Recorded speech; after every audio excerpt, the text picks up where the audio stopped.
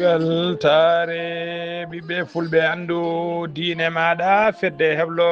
sukaɓe africa weltare tv takkusana yoni to ligseyba guural yero to belendendi to cuuca to ganki to wuuro djiby alpha to tulde baali to seyyena wuuro moolo to seyyena gabaɓi to wajjo bosoyaɓe to gourdioma to sinthiane gourdioma to dar salam ko on takkusan juula ha to galle ceerno amadou tidiane alpha mamma siley ba to mojanna ha to galle makko sama sa to killinkare ko taari ɗum kala ene jeeya e gaddini kabaruji men to leydi Mauritanie Mohamed Cheikh Al Ghazouani hoorejo gendi Mauritanie tijja tigui ene tijja tigui e jillu muɗum toon to lewru jobbiteɗo hoddela chargui ɗum noon tijja tigui ñande jeegoma lewru novembre gonɗen du to leydi Sénégal FDS ko totalla wiyete noon woni Front de démocratie sénégalais ɓe kolliri tigui ɓe hollirama ɓe juɓɓini seppo molantego Allah aljuma hanki o hollidde mette mabɓe kay e laamu kesso ngu e helludde kadi ko fate caɗele gurdam e oɗo saaha nder leydi Sénégal to leydi Mali gouvernement mo leydi Mali siifi décret on décret noon ko hollirde kay wonde dendagal station ngaji de service kala ma mbattu uddidde 24 heures sur 24 7 jours sur 7 ha joni to leydi Mali ma en kaali goppilgol ancien député mo Kuccala biyetenoɗo Abdou Maïga biftanoɗo kay guila lewru avril 2023 kedde Afrique ma en jabbo musidɗo men Alassane Oumar Bothia habaruji men jolam jaɓiri ma en jaaha to leydi Palestine to leydi Ukraine to leydi Israël bisimilla moon e ketki hotodirte joni joni piren pacciren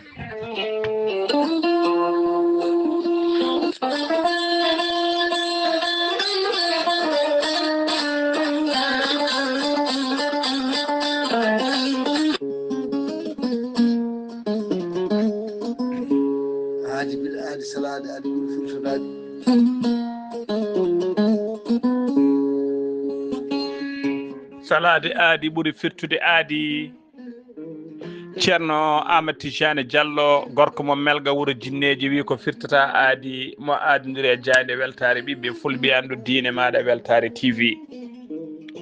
gorko mo melga wuuro jinneji ko wittiyanke leɗɗe ko safriyanke safruji fina tawa gandu bindi laaɓade leɗɗe jaadinde ɓalwale danwal kala ceerno Amadou Tidiane Diallo gorko mo melga wuuro jinneji Allah lubrimo gandal omo safra rafiji kewɗi en jiida cirol ceerno Amadou Tidiane Diallo no safra wonduɓe koyɗe musoje keeceje musoje ɓalli ƴakkoji ɓalli ɓuutoji e ɓalli ɓuutoji kala ceerno Amadou Tidiane Diallo no yawna rewɓe wonduɓe kista fibrom dogam sitta rewɓe ɗon koɓe sowade rewɓe dartoraɓe e sattoraɓe dewle kala ceerno Amadou Tidiane Diallo ne yawna ɓen wonduɓe prostate worɓe usraɓe gora ko jippiɓe e leece yiiti ɓattu e jippiɓe e leece e wawɓe yitade koye men kala ceerno Amadou Tidiane Diallo gorko mo melga wuuro jinneji prostate ma to wawno yarude kala son jokkodiri e nder balɗe tati docteur eɓe ma nanduma an kam holo safar ƴettuɗa ceerno Amadou Tidiane Diallo e nder wittoji makko mo yiiti leɗɗe ko fate estomac ma no fotirno kala nder balɗe tati batta ñamde batta yarde kala ko kaajeɗa ceerno Amadou Tidiane Diallo gorko mo melga wuuro jinneji hewɓe noddi mbaɗi audioji kolliri tigui guila jokkodiri e makko ɓen ustornoɓe gorago ɓen kadi wonnoɓe paralysé e wonnoɓe koyɗe musoje ɓalli ɓuutoji kala kolliri guiɗa jokkodiri e makko ha yanoɓe barogal kala e oɗo saaha joni jiitima koye men hano hannirta ni certi hen ceerno Amadou Tidiane Diallo sa yiiɗi hebdemo ko heeɓi sa yiiɗi hebde ko ɓurɗo labde jokkodirta e makko numéro makko téléphone ko numéro leydi France ko numéro appel kadi ko numéro WhatsApp mbatta ko 00336 04 04 66 27 ceerno Amadou Tidiane Diallo base makko nen tawe to Dakar en tawi ɗon min kono wiye Abdoulaye Diallo numéro mum mbatta ko 77 714 94 5 94 15 ceerno Amadou Tidiane Diallo base makko ne tawe to Dagana ha to Rosso Mauritanie kala en tawi ɗon sehil makko ɓi nene makko ceerno Amadou Dia gorko mo leeraɓe ceerno Amadou Dia numéro mum mbatta ko 77 536 79 28 ceerno Amadou Tidiane Diallo base makko ne tawi to Nouakchott en tawi ɗo ɓiyi ko ne wiye ceerno Abdoulaye numéro mum mbatta ko 46 94 21 91 ceerno Amadou Tidiane Diallo ko laaɓɗo reedu ko malaɗo woni ko newiɗo sanne sanne mbadden danɗo faade makko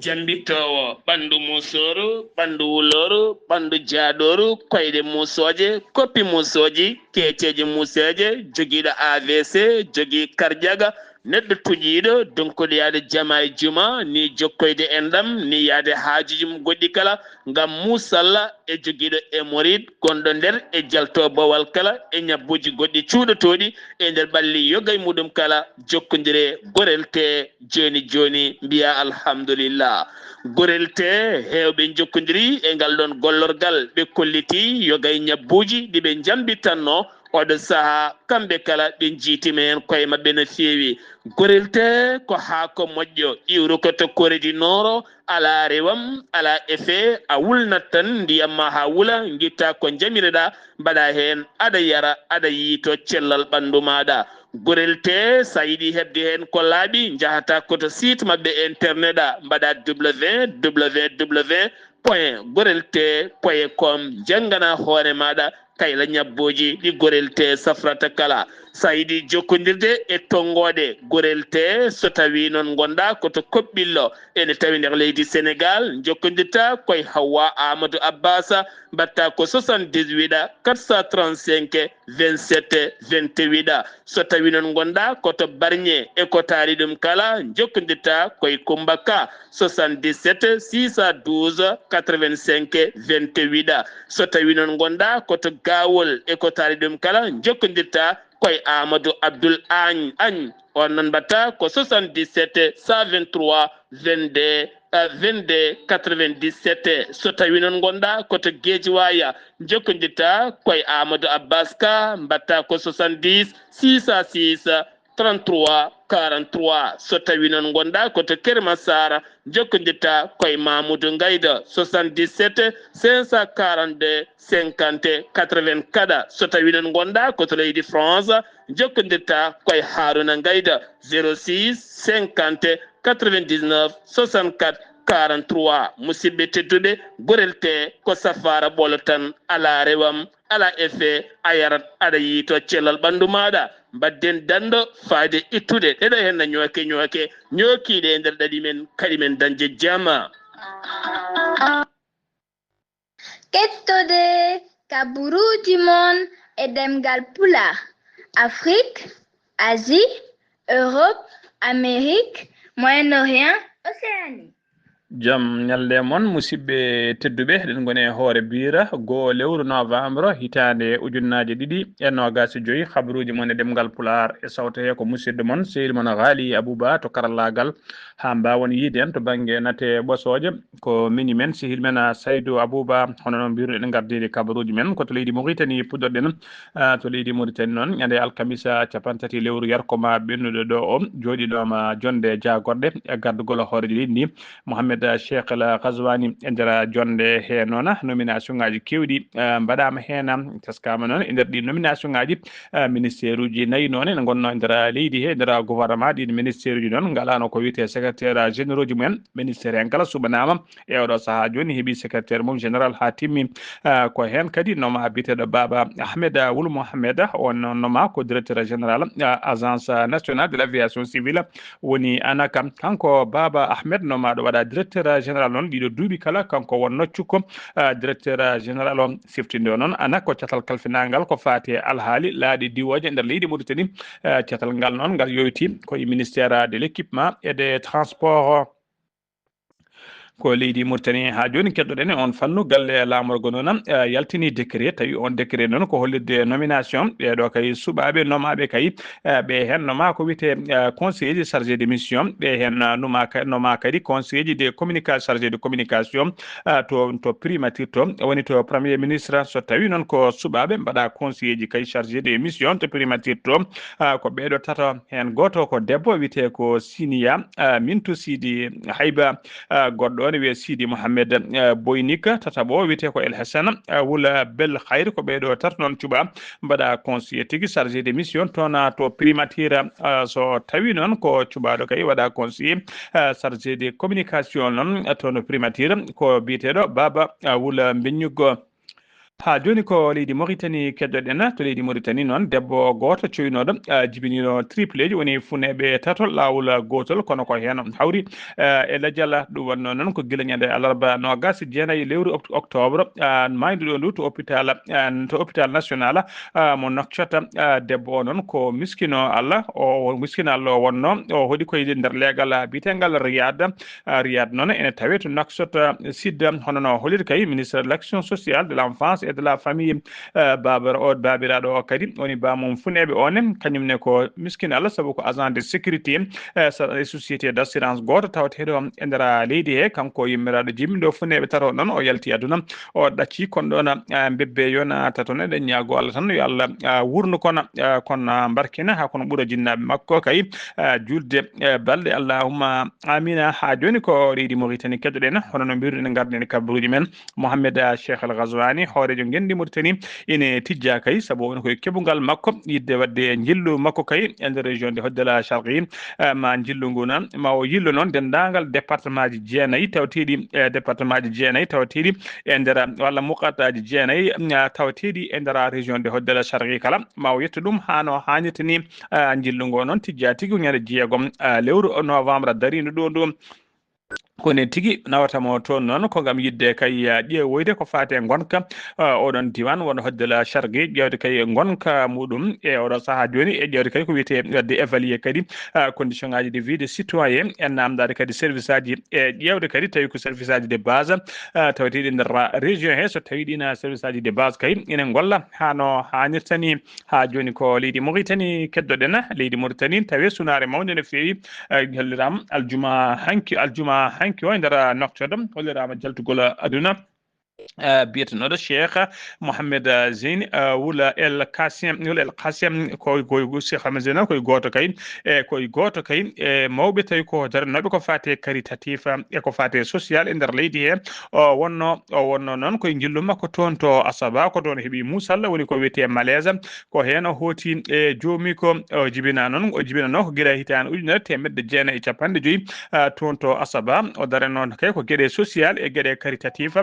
ko ɗum tigi ɓurno wonde ko dillanno e oɗon fannu wallude miskineɓe kay e kala saaha e wallude ɓe cellani e walluɓe nayeɓe ha tengti noon tawi kadi ko bayeji e aliyetimaɓe ha tengti nder région de Asaba ha to région de Taga kala ko ɗum wonno tigi ɓurno wonde darde makko kanko yalti aduna aljuma hanki o eɗen mbiyatande Allah yurmotomo yaafom harnamo aljanna kanko e dendagal mayɓe julɓe kala allahumma amina sen ummima to leydi Mauritanie ko to leydi Sénégal paaɗen to leydi Sénégal Moustapha Diop ko ancien ministre gonnoɗo jagorgal e saaha laamu Macky Sall ko député maire kadi mo Louga omo tawi noon oɗo saaha kala e nder kaso o nanguira noon koko fate fond covid 19 ko ɓuuri hawnade noon e nanggugol makko dendagal ɓe o nanguidino kay eɓe o jofdano fiɗino kay ko fate oɗon fond woni haalisaji covid 19 kamɓe kala ɓe goppitama nangganoɓe foof goppitama jofanoɓe fiɗen ɓe kadi joftama ha heddi noon kanko goto tan heddi oɗo saaha joni e nder niɓuru kene wona joni lebbi joyi noon omo tawe tigui e nder niɓuru o nanguidno noon walla joftuno fiɗen koye ɓeeɗo ko wayno Sophie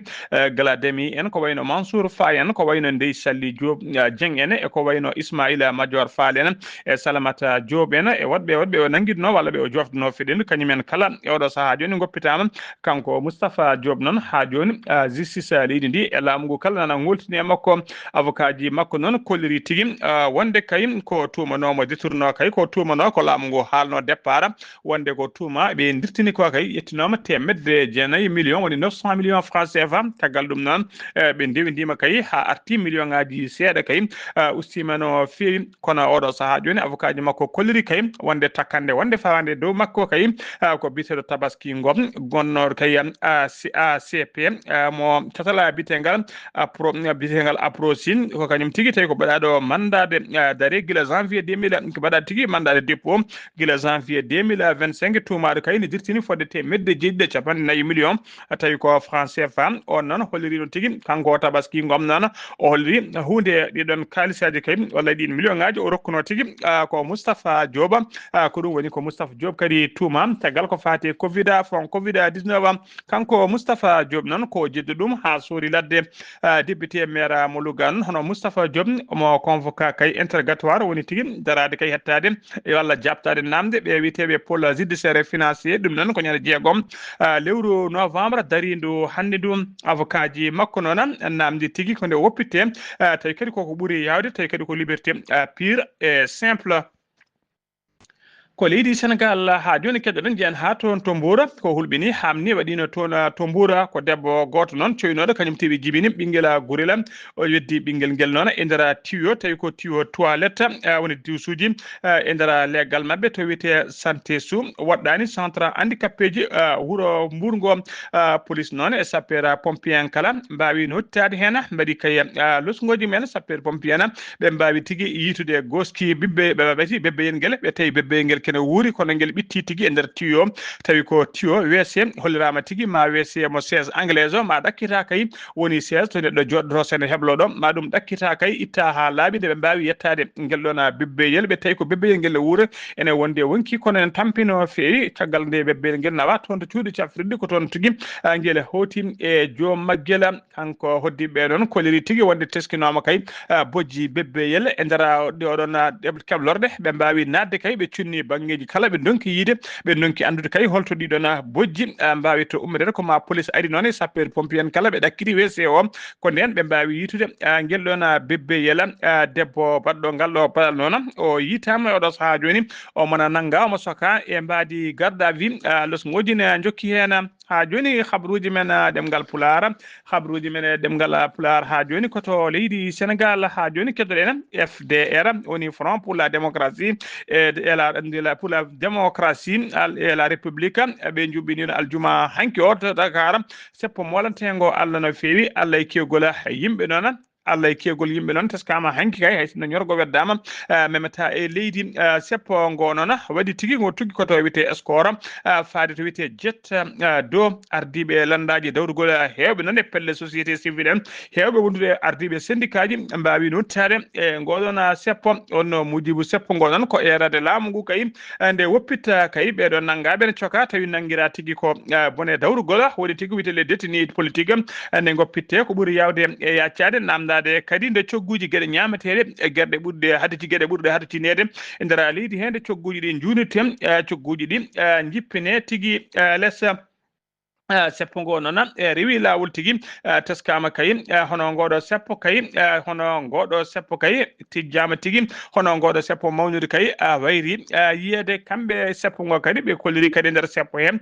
wonde kay ko fate heblanade sumgoji tawi ko sumgoji tijjaɗi kay en 2027 ɗi noon sumgoji mairuji e sumgoji kadi heblanade sumgoji présidentiel hoorejo leydi ɗum waɗa ko en 2029 hono biteɗo mbayi jonnoon mo AFP o holliri tigi wonde régime Diomaye Sonko ko tigi ko d'inexpérimenté woni tigi ɓe ngala expérience ɓe ngala hattani wawde ardade leydi ndi nde ɓe goppitta laamu ngu hono biteɗo Cheikh Oumar Anne on noon koye mawɓe landa wiyete ka NR woni nouvelle république on newi kay wonde Sénégal koko paari kay heddi tan oɗo saaha joni ko opposition adda soutien mum faade leydi Sénégal beele kay ko gasan noon e gasa ha laaɓa o wi wonde Sénégal naaɓe kay notitima e ngoɗo seppo Sénégal naaɓe nottiɓe e ngoɗo seppo kala ko tampuɓe ko lorduɓe e oɗo gouvernement kesso o wi noon wonde oɗo gouvernement kay haydara ala ko wawani leydi ndi ala kadi ko gouvernement o kay jogini e oɗo saaha joni haydara ala ko gouvernement o kay jogini leydi ndi e oɗo saaha joni o holliri hono so tawi noon ko biteɗo masali noon on wi kay wonde kay ngol o noon wi tawi on kay wi ko ngalɗo tigui ko kewal ngalɗo kewal yimɓe fitti tan oɗo saaha joni ko libération ɗum fitti ko libération des peuples so tawi noon Ousmane Sonko e Bassirou Diomaye Faye so tawi jiiɗi kay ko jaam woni la paix ma kamɓe koɓe pariɓe ko parɓe paix ko fati paix so tawi noon ɓe jiiɗi ko goɗɗum maɓe tawɓe Ousmane Sonko e Bassirou Diomaye Faye ma tawɓe e dow laawol mabɓe Abdoulaye William komo parti socialiste tawtorama kañumne ƴetti toon konngudi dow inde hono Aminata Mbengue Guinguem so tawi non ko non kadi hono biteɗo Talla Sylla e Abdou Mbow emo APR tawtorama tigi ngoɗon seppo ɓe ƴetti toon konngudi ɓe erima noon dendagal ɓen déteniji politique kala ene goppitte ko ɓuuri yawde e yaccade ko wayno El Hadji Farba Ngom en ko wayno Lat Diop en ko wayno Badara Gadiaga en ko wayno Soya Diagne en ko wayno Soya Diagne en ko wayno Ahmed Ndoye e ko wayno mawɗo Malick Mbaye e wodɓe wonɓe kamɓe kala noon nanggaɓe taw nanguira ko witeɓe détenu politique nde goppitte ko ɓuuri yawde e yaccade so tawi ko Modou Diagna Farba noon tawi tawtorama kañumne yaltini toon konngudi o wi kay wonde tandem Sonko Diomaye Faye yo gandu kay ɗum ɗo ko russo tawi e guuru ndu suwa arde yoɓe gandu kay so tawi kay ɓe jiiɗi tawi ko ngal jaɓɓal ɓe jaɓɓata yoɓe gandu so wi ɓe change mbaylani jaɓɓal yoɓe gandu lunduyankoɓe ɓen waɗɓe seppo hanki gone kañumen ko joɓe pasde ko wiyete vitesse supérieure seppo ngo noon waɗi e dow jaam ngo gasi kadi e dow jaam hay goto ala gañiɗi hen kadi hay goto ala nanggaɗo e ngoɗon seppo ha joni habruji men ɗemgal Pulaar kabruji men ɗemgal Pulaar ha joni so ɗum wima to leydi Sénégal koto leydi Mali paaden to leydi ha joni koto leydi Sénégal keɗoɗen to leydi Sénégal ngam wadde kay ngam yidde kay ko wite tigui rendinde peeje men e miijoji men no joom duumiri e nder windere he kala ko ɗum wonno mujibu jillu oɗo tawi ko ɗum waɗi jillu nguɗo jillu kay tawi ko oɗon mawɗo kay fedde tawi ko fedde almameɓe e ulama en ɓe leydi Sénégal biyeteɗo El Hadji Oumar Diéne noon waɗi jillu mum o yeehi ha toon to Vatican joddoyade kay e mawɗo diine Issa Yankoɓe windere on woni biyeteɗo diine Issa Yankoɓe windere kay biyeteɗo Pape Léon 14 toon to Vatican ɓe mbawi yewtide kay yettide kay peeje mabɓe miijoji mabɓe kay beele ɓe ndendina doole mabɓe kamɓe diine islam o Issa Yankoɓe kala ɓe ndendina peeje mabɓe no jaam duumori e nder windere he kala ɓe kawri noon kamɓe ɗiɗo kala noon eɓe mbadda dialogue kay tawi ko dialogue kay tawi ko dialogue kay ɓurɗo wonde essentiel beele kay ko wiyete concorde beele ɓe mbawa hebde ko wiyete la concorde mondial ɓe erima noon dendagal ɓen wiyeteɓe croyant eɓe gona croyant en kala ɓe mbawa tigui rendinde doole mumen e sembe mumen kay ɓe nodduɓe diine ɓe gondendani diine kala beele jaam e duumo e nder windere he kala ha joni habruji men ɗemgal Pulaar sen numima to leydi Sénégal koto leydi Mali paaden leydi Mali noon oɗo sa leydi Mali kala e hewde caɗele kay taw ko caɗele oɗo saaha joni ɓuuri tengtude toon ko ƴardete toon kaafe ƴakkirte toon goro ko caɗele carburant e kala saaha e nder leydi hen kala subaka noon laamu ngu kay ene kala subaka mo laamu ngu finni ƴetta peeje kay ngam yidde haɓade ɗeɗon caɗele feere hesere kay ne laamu ngu ƴetti oɗo saaha joni ko taw ko tawi kadi ko jonde jooɗi hakkude jagode woni tigui jogi décret interministériel ɓe ciifi noon koɓe kawri kay ko dendagal station ngaji de service woni to carburant essence gasoil to yeyete ɗo ɗin station ngaji kala jamma e ñalawma kala ɗi uddata 24 heures sinte 24 heures tawi kadi ko 7 jours sur 7 woni ɓe ngala alerte ɓe ngala aljuman ñalawmaji kala ko ɗi udditoji kadi subaka ha tigui puɗal ha mutal e mutal ha puɗal kala ɗum noon foof ko yidde haɓade kay ko fate ngakkugol carburant e nder jokli leydi he kala ko fedde on décret noon ko ministére uji jeegom kañumen joddi kay mbawi sifde ndeɗon sifande ɗina ministére uji noon woni ministre de l'industrie et du commerce wondude ministre de l'économie et des finances wondude ministre des mines wondude ministre de la sécurité et de la protection civile wondude ministre de l'administration territoriale wondude tigui e wondude e tawtorede kadi ministre de travail ko kamɓe kala mbawi rentide nayi ɓe ƴettidi peeje mabɓe kay e ƴettude ndeɗon feere e décret ɓe ciifi o kadi tawe hen kay wonde ko interdit yeyde carburant kay e bidon ngaji tawi tigui koye mbade yidde haɓade ko wiyete marché noir woni tigui waɗoɓe laggu tawi ko ceegol carburant e nder leydi hen so tawi noon ko joguiɓe kay so wona noon yeyde bidon ngaji kay so wona taw ko joguiɓe groupe aji électrogène walla joguiɓe machine aji goɗɗi no fewi guila e société ji ha e galleji taw ɗin machine aji kutotto carburant hay ɗumne kay ma wonda e kayita tawi ko kayit administrative hollirde kay wonde ɓen arɓe sodde gasoil ene garde walla essence ene garde bidon ngaji men alay taw kay ko kayita tengtinowo kay wonde fayi koye ɗiɗon machine aji so tawi kay wona ɗum ko interdit yeyde kay carburant e oɗo saaha joni e nder jokli leydi Mali kala ɓe kolliri kadi e ndera oɗon décret kay moɓe e ndera décret moɓe ciifi o kay e ndera décret moɓe ciifi o kay ɓe kolliri dendagal service aji commerce kay dendagal ɓe kolliri kadi wonde dendagal joom station ngaji ɗi kala joom station alay saago kay kala yontere waɗa tigui ko wiyete compte rendu ko fate stock mum haala no fonno no foti hebno e carburant holko foti no foti yeeyi ene foti heddi foof noon ko yidde wawde kay surveillé ko fate stock o guila kay ɗiɗon carburant ngakkude nder leydi he ɓe kolliri noon wonde kay ɓen witeɓe ɓe sécurité ɓen kay witeɓe service de sécurité de protection civile halfinaɓe ko fate nden kam e kisal leydi ndi ma mbawde ndinde sembeji men kay gam tawi wawde ɓeydude nden ka e kisal e dendagal ɗin station ngaji carburant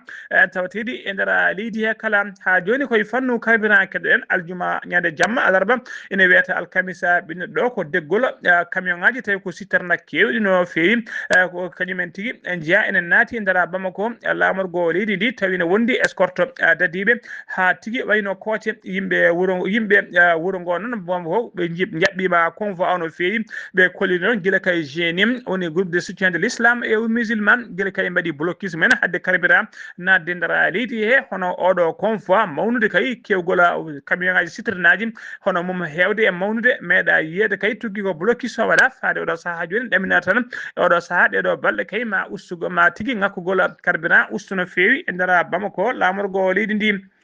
ha joni ko leydi Mali keɗoɗen le général de brigade Moussa Soumaré kañum woni gouverneur falde Khaya o ƴetti décision noon woni tigui sifde kayit on kayit noon ko yidde kay ɓeydude ko fate kulal hirtolelo woni tigui kulal couvre feu cifnagal kay nder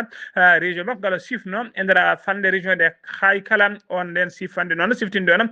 couvre feu fuɗɗino kay guila ñande 2 lewru juillet 2025 tugguide noon tuggi o sifi kay ɓeydi hen lewru timmude tawi ko kulala hirtolelo ɗum noon fuɗɗoto ko fuɗɗi ko aljuma hanki 31 lewru octobre ha yetto kay alerte nogas walla alerte 30 lewru novembre darindu hande ndu ɗum couvre feu woni kulal hirtolelo ngal fuɗɗoto ko 0 heure ha 5 heures 0 minute ala kay oto jahowo ala sigi moto jahowo so wona kay otoji tawi ko otoji force de défense woni otoji dadiɓe walla ambulance uji hay ambulance uji ɗi kay ya taw ne jogui tigui ko wiyete ordre mission ngaji tawi ko officiel gouverneur noon ine yettawmo jarnam e dendagal sembeji woni dadiɓe leydi ndi kala ha tine nder falde dariɓe darde mumen lankay ko fati en nden ka e kisal région o ko noon kadi mo yettamo jarnam dendagal population hay kala région de Khay kay famandeɓe e ɗeɗo peeje ƴettade tawi tigui ala ko woni fandare mum so wona yidde ɓeydude nden ka e kisal e nder leydi he ko leydi Mali ha joni keddoɗen région de Koutiala e ko taari ɗum kala tawi tigui e beelama mawka no fewi kay saabu kay goppirgol gonnoɗo député mabɓe woni ancien député mabɓe biyeteɗo Abdou Maïga noon ko biftanoɗo nde daha kay guila 3 lewru avril 2023 ko sagataɓe joguitiɓe ɗon kañumen jaaduno e makko kay tawi kadi koɓe gandaka guila nden ko dahanoɓe ko aljuma hanki o 31 lewru octobre o woppita o fati galle makko kay o fati o woppita tigui o fati galle makko o ardi noon tigui o arti ndera galle makko omo selli omo hisi goppidagol ngol noon goppigol noon koye dow tigui suturu mawɗo no fewi hay sinno kay ɓe kalani holno woppitira saabu kono ɓesgu makko kam e suddiɓe makko e koreji makko kala kolliri e Koutiala naɓe kala kolliri weltare men mawde no fewi kay woppedemo kay o arta ndera leydi he omo selli omo hisi ɓe kolliri hen weltare mabɓe mawde no fewi ha joni habruji men ɗemgal pular kedde Afrique gabboɗen ko musidɗo men sehil men Alassane Oumar Mbodj gorko mo Sara Dogo Alassane Oumar Mbodj a salminama juurama en calmitima Ghali Abou en calmini dendagal hettiyankoɓe Ayawo TV kaɓuri men ɓurtentude e jongade Afrique ñalawma hande o pour leydi Côte d'Ivoire de ene wayno guila jencuɗo mabɓe hono jalti Assane Dramore hono fooli ɓe yaaduno gam ardade hono leydi e oɗo saade ɓe goni noon ko yidde kay heblanade wuuroji mabɓe ko nande hono saɗɗoyankoɓe ɓe ɗum noon wona ko nogas e jeeɗi lewru taw waɗa ko décembre ujunaji ɗiɗi e nogas e joyyi ɗum noon ene wayno ndeyi kala jiɗɗo kay wawde kadi tawtade kadi ɗiɗo wuuroji ɓe mbawi kadi uddide damal ngal nde joomum en mbawa kadi addude kono ɗiɗo ɗereji mumen gam wawde joƴƴinde ɗon gam wiyede min de amin ji tawtorede waɗede ɗiɗo kay taw kadi ko woteyi sarɗe yankoji wona noon ɓe guddi ɗum ñande aljumare 34 lewru taw kadi ko yorkoma ujuna ɗiɗi e nogas e joyyi ha 11 lewru jolal ɗum no aɓe poɗɗa ɗum ɗum neɗa wayno goto foof so tawi ɗa wawi addude taw kadi ko ɗereji mum ara wawa kadi joƴin ɗon ñande alkamisa noon 34 ko lewru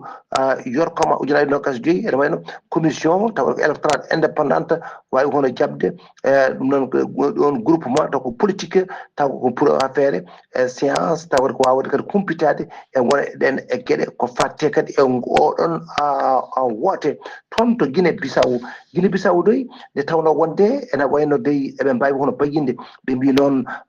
toon ñande aljumare 34 lewru yorkoma ujuna ɗiɗi e nogas joyyi ene wayno de ko ɗesno wadde toon de ko pollugol taw kadi ko on gardiɗo hono leydi ndi ɗum noon ɓe mbi ko wasdeɓe ɗum noon wawde tugnade taw kadi ko ɗoftade wonande constitution mabɓe o constitution mabɓe o ɗum tigi ɓe jiiɗi wadde ɗum nde tawno wadde voteji mabɓe ponno wadde ko nogas e tati lewru taw kadi ko novembre woni jolal ujuna ɗiɗi e nogas e joyyi taw kadi lewru taw kadi ko darindu hande ndu ɗum noon oɗo général taw kadi ko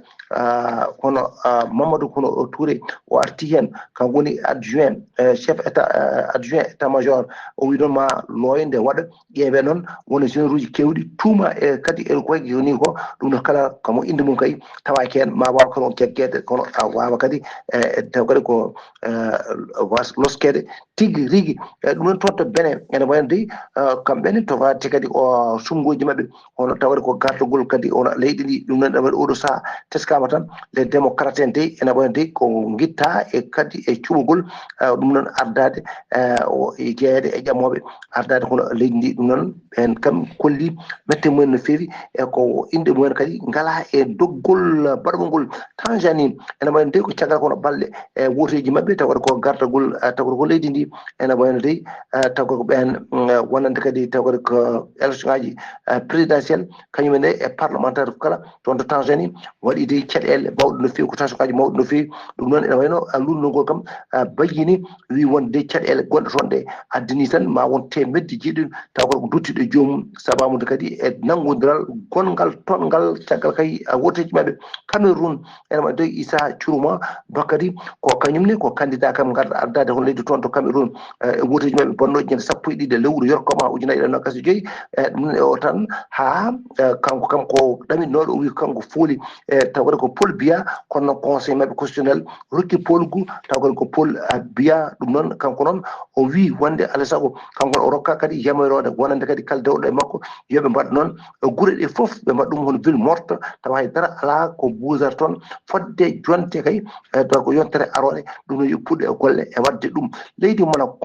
conseil taw kadi ko de sécurité de l'ONU e kañumne addi taw kadi ko jaggini junngo leydi hono taw ko plan mo leydi hono Maroc no waɗi ɗum noon taw kadi oɗo conseil de sécurité tawde ko kanko bayini ɗum ñande aljumare 34 lewru yorkoma ujuna ɗiɗi e nogas e joyyi ko fati noon résolution taw kadi ko fati koye plan marocain ko fati noon e autonomie wonande Sahara occidental ɗum noon ko ɗum tigui kamɓe mbawi wiide wonde on nde leydi hono Maroc koye mon min gondi kala ko ƴettuɗon koye mon tan min gondata ko fati noon e jeygol ɗum noon ko wiyete wonde kadi taw ko Sahara occidental ko haali Abouba ko ɗum tonguɗen habaru men e dongre Afrique taw wonno ko dande musidɗo mon Assane Oumar Mbodji mo Sara Ndogu yo jaam jogomi jogomon. Alassane Oumar Mbodji golle ma jooɗi peewi ko an uddi kabruji men e nder dongre Afrique takkusan juulama ha to galle ceerno Yaya Dia to Mbahe ha to galle ceerno Data to Ñaabina ko on takkusan juula ha to galle ceerno Abou Diaba Sow to wuro to Belela Gawde wuro nayyi ko on takkusan kadi juula ha to galle ceerno Abdourahmane Dia to PK wite naccode ko taari ɗum kala habruji men jolam jaɓiri koto leydi Palestine paaɗen e nder wuro witengo Gaza to leggal bitengal Chatim ina tawe tigi to ina tawe toon tigi ina tawetno toon kan tawi ko kan doga molto en woni kan réfugié en on kan noon e wayno armée de koninkoɓe leydi Israël woni laaɗi mumen diwaje mbawi tigi wadde bombardement musso no feewi e nder oɗon kan ko noon kadi leydi Israël hakkude mabɓe e Palestine kamɓe kala hakkude mabɓe Hamas kamɓe kala wonde cessez-le-feu woni dartande sifande dartande fiyande haɗani e kala saaha armée leydi Israël jooɗa toon noon bomboje e pettoje ko noon kadi appartement biteɗo Nabila Arafa on kañumne galle muɗum wayno bombardama ha wonti kayasa koto leydi Ukraine paɗena armée leydi Russie nana jukki kay wadde taɓande mawde no fewi e nder leydi Ukraine ɗiɗo lebbi kala ɓe goni tigui koye foɗanade tettude ngoɗo wuuro tawi ko wuuro Ukraine naɓe wuuro wiyetego Poknosfo ego tawe to funnague leydi Ukraine wuuro ngo noon heddi tan ko seeɗa kay artude e juuɗe koninkoɓe leydi ndi ene wawi kay ɗo emen gaynude kabaruji ɗi tawa ɓe tetti wuuro ngo ha laaɓi arti e juuɗe mabɓe kamɓe koninkoɓe leydi Russie so tawi noon wuuro ngo tettama ma ɗum won perte mawde no fewi wonande laamu leydi Ukraine saabu wuuro ngo ko wuuro hewgo fayida no fewi saabu so tawi kadi ngon wuuro tettama guure kewɗe kay takkide ngoɗon wuuro ko taari ɗum kala e on sanga kay ma ɓuuri webde newnade armée leydi Russie tettude ɗeɗon guure kala wuuro ngo noon mbiɗen ngo tawe to funnague leydi Ukraine koto leydi Israël paɗen aljuma hanki o Hamas tottitino armée leydi Israël goskiji tati wiide kay koye goskiji ɓen tawi ko nangganoɓe otage caggal noon nde docteur ɓe mbaɗi autopsie mbaɗi wittoji men e ɗin goskiji tawama ɗiɗo goskiji tati kay ɓe jeeya ɗum wona tigui e ɓen nangganoɓe otage ɓen guila 7 octobre ɗum noon e tottirgol ɗin goskiji noon ha laaɓa ene jeeya sifande cifodiral ko fate cessez-le-feu hakkude Hamas e Israël Hamas noon Hamas catala bitegal Hamas noon ene joguino e juuɗe mabɓe no gas jeetati goski tawi ko nangganoɓe otage mayɓe e juuɗe mabɓe ɗin no gas jeetati goski noon ɓe puɗɗi tottidde hen ɓe puɗɗi tottidde hen koninkoɓe Israël kono 17 goski on paami tigui ne heddi 11 goski ene hedde juuɗe Hamas e oɗo saaha joni noon e kolliri kamɓe Israël ɓe jiiɗi tigui ko ɗin 11 ne gartata ha laaɓa wadde goskiji tati ɗiɓe tettira hanki ɗi ɓe kolliri jeyaka e goskiji nangganoɓe otage ɗi ɗum noon koye cessez-le-feu jeeya so tawi ɗin goskiji garani ene wawi kadi ɗum adda fitnaji hakkude Israël hakkude mum e catala bitegal Hamas musidɓe tedduɓe gasi ha laaɓi ceero ko ɗum ɗo wonno komin tonga noon habaruji mon e ɗemgal Pulaar e sawto he ko musidɗo moon sehil moon Haali Abouba to karallagal ha mbawon yiide hen to banggue natte e ɓosoje ko min men sehil men Saydou Abouba so tawi ko roɓiɗo Afrique ko Alassane Oumar Mbocca gorko mo Sarandogo ketki malaki jaam yo jaam Allah jogomi jogo on